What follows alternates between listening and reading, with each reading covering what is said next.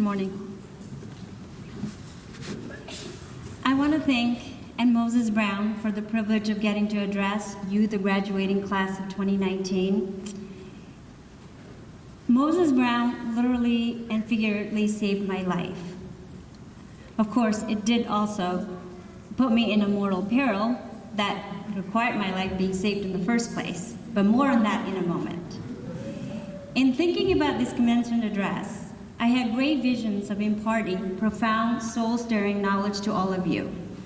But after speaking with Matt about your class, it became obvious that you all are much smarter, much more committed to community engagements, social justice, and being a great global citizen than I ever was at your age. So Moses Brown has already stirred your soul and given you more knowledge and tools than you have even begun to realize. So instead, I'm going to tell you a story, a very personal story, and share the one practical secret that has seen me through my life. In a word, it's grit. It's a characteristic that most world-class athletes and successful entrepreneurs have, and most employers desperately want in their employees. But what does it mean? It's a lot of things, but mostly staring down and persevering through seemingly insurmountable challenges and not letting failure beat or define you. Grit has been my watchdog since I was a little kid, where I could barely walk. I grew up on the other side of the world, 17,000 feet above sea level, in a tiny village in the Himalayas. We had no schools, no running water, no electricity. I had 2 younger brothers whom I cared for since I was 4, because my mother was ill most of her life. And the only thing in my future was a marriage prearranged by my grandmother. Fortunately, my father had a different vision for me. When I was 9, he decided to relocate our family to Kathmandu City, so my brothers and I could go to school. We couldn't afford it at the time, but by good fortune, as Matt mentioned, my education was sponsored and paid for by an individual named Rudy Dundas through a nonprofit organization called Yangchen Lama. So at the age of 9, I started kindergarten, along with a bunch of 5 and 6-year-olds. Can you believe that? I was mortified to be so old for my grade, but I was determined to avoid the marriage and fate that was preordained on me. Within 3 years, I caught up to my peers in 7th grade and became one of the top students. That was also the year Ricky Bernstein, who's the executive director of Hands-On Outreach, persuaded Moses Brown to give me the opportunity to come here as an exchange student. Coming to America and attending MB was a dream come true. The things I learned just in my first year were unimaginable back home. After the end of first year, I went home to Nepal for the summer. I was only 14 at that time, and it was my trip back to the state that I had the most terrifying experience of my life. I had to travel through Bangkok, and there were no direct flights from Nepal to the US. My bags were checked all the way through, and so all I had was a small backpack with the first few personal items and $100 in my pocket. I stayed at the Bangkok airport hotel, which was prepaid by my American parents. The next day I showed up to board my plane. But when I got to the front of the line, the ticket agent said I couldn't board because I did not have a visa to enter the United States. I pointed to the visa on my stamp and realized it was a transit visa to Bangkok only. When I asked how I could go about getting a US visa, I was told simply, go to the US Embassy. So I took a taxi, rode into the heart of Bangkok where the embassy was located. By the time I got there, the embassy was closed, so I had to find a motel for the night. After walking for hours, I found a cheap motel within walking distance of the embassy. I had no idea at the time I was staying in Bangkok's infamous red light district. I won't go there into any details about what that means, but thefts, muggings, and much, much worse were constant danger. Every time I left the motel, there were continuous catcalls from strangers, men following me, beckoning me to come with them. Terrified, I would duck into shops and restaurants to wait them out. The next morning, I showed up early at the embassy, and the line was almost a mile long. The embassy closed before I even got to the window. The following day, I showed up even earlier. Again, didn't make it inside. I had no way of contacting my parents because they didn't have a phone. I was unable to reach my American parents because I didn't think I need their phone number. At that point, my last meal was days behind me. I was starving and terrified that I would be asked to pay for my bill if I ran into the motel staff. So I hid in my room of being avoid caught and would sometimes wait for hours to find a clear exit. I couldn't trust anyone. All the while, I told myself over and over that it would all work out somehow. On the third day, I finally made it to the window. Yay! Only to be told that they could not issue a visa for me because I wasn't a Thai citizen and that I would have to go back to my home country to get my visa. I pleaded, I begged the man behind the counter to help me as I had no way to get home. My family had no phone, I had no way to contact them, and I had no money to buy a plane ticket. The man simply said, "I'm sorry," and called the next person in line. I was convinced I was either going to be killed, kidnapped, or kept as an indentured servant to work off my debt at the motel. I was convinced my family would never know what had happened to me.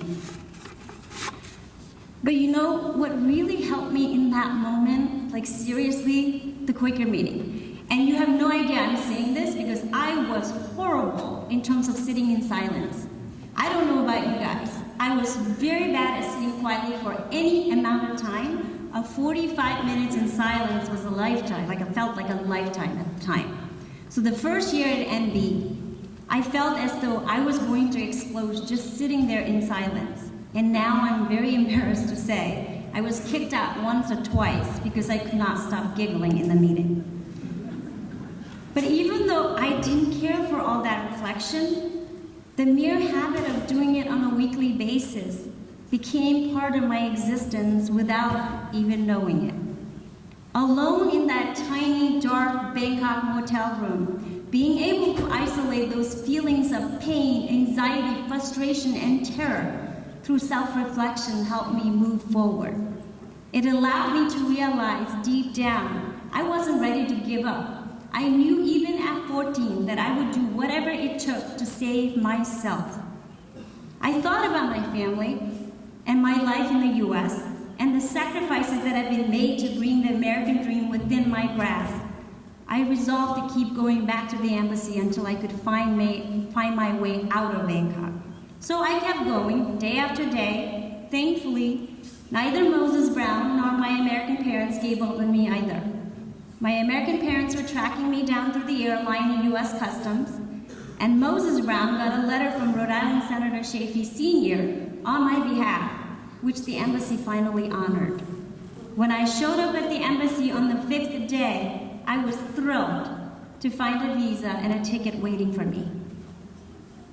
I was past exhausted by then, but I can honestly say the flight home was the most rewarding but least memorable trip of my entire life.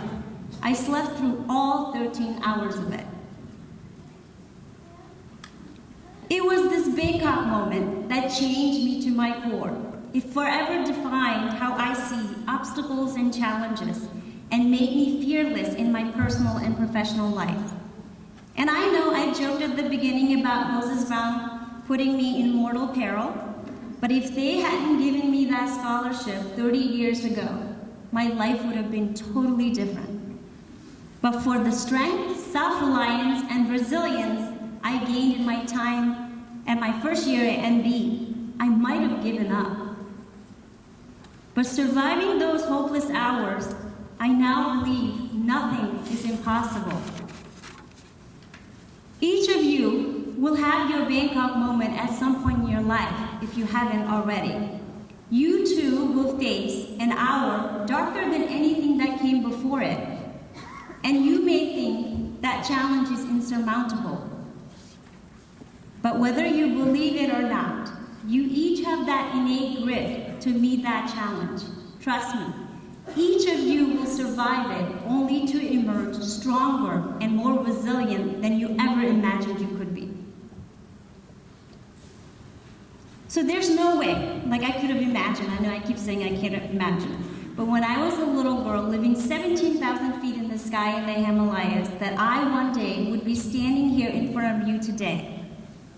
My journey wouldn't have been possible without HIO and Moses Brown lifting me through education and opportunity.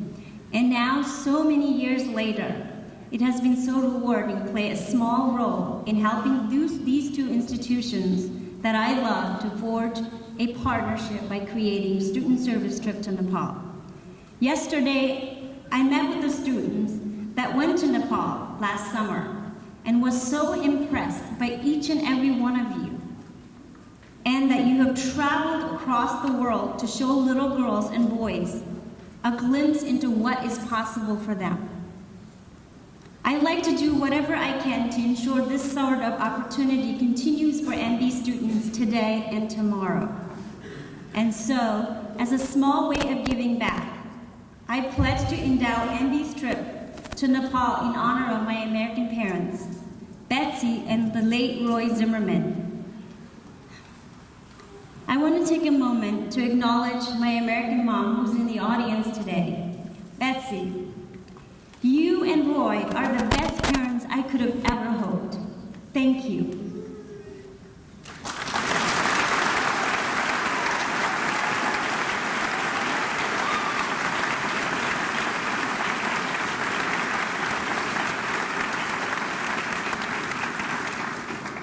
So I'm here today simply to remind you, the graduating class of 2019, that your innate grit, combined with your foundation of self-awareness through years of self-reflection during Quaker meetings, and your continuous commitment to community engagement, social justice, and social impact will differentiate you personally and professionally throughout your life.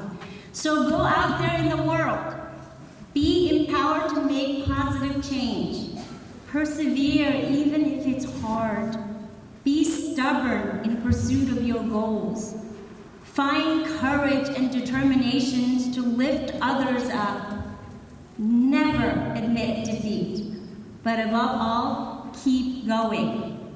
I wish you all the best in life. Congratulations, class of 2019.